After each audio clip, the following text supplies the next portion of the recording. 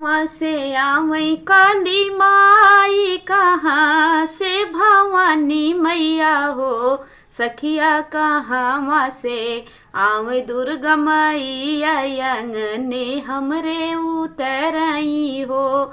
सखिया कहाँ से आवई दुर्गा मैया, अंगने हमरे उतरई हो।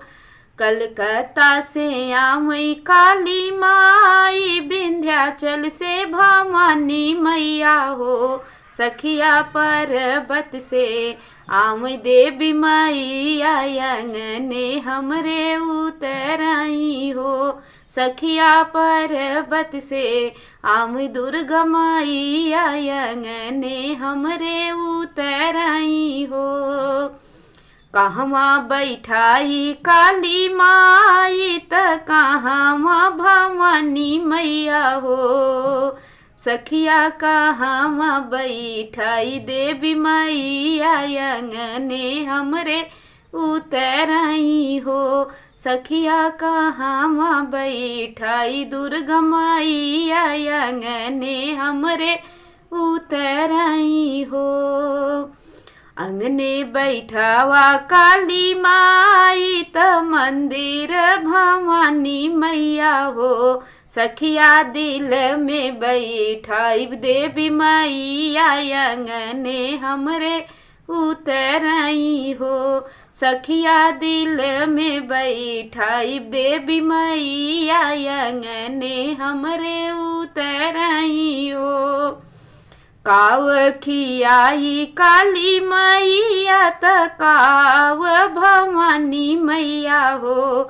सखिया काव खियाई दुर्गा मैया, अंगने हमरे उतरई हो। सखिया काव खियाई दुर्गा मैया, अंगने हमरे उतरई हो। लौंगा इलायची काली माई, त धरिया भवानी मैया हो। सखिया पूड़ी है लुआ दुर्गा मैया, अंगने हमरे उतरई हो।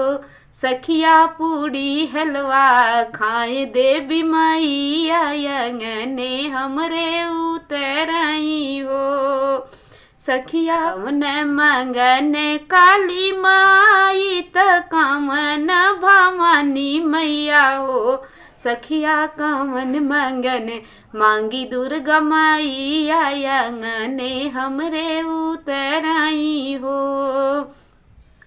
भाई भतीजा काली माई, त ललना भवानी मैया हो। भाई भतीजा दे काली माई, त ललना भवानी मैया हो। सखिया अमर सुहाग देवी मैया, अंगने हमरे उतरई हो। सखिया मांगी सुहाग देवी मैया, अंगने हमरे उतरई हो। हाँ, गीत कैसा लगा कमेंट में ज़रूर बताइएगा।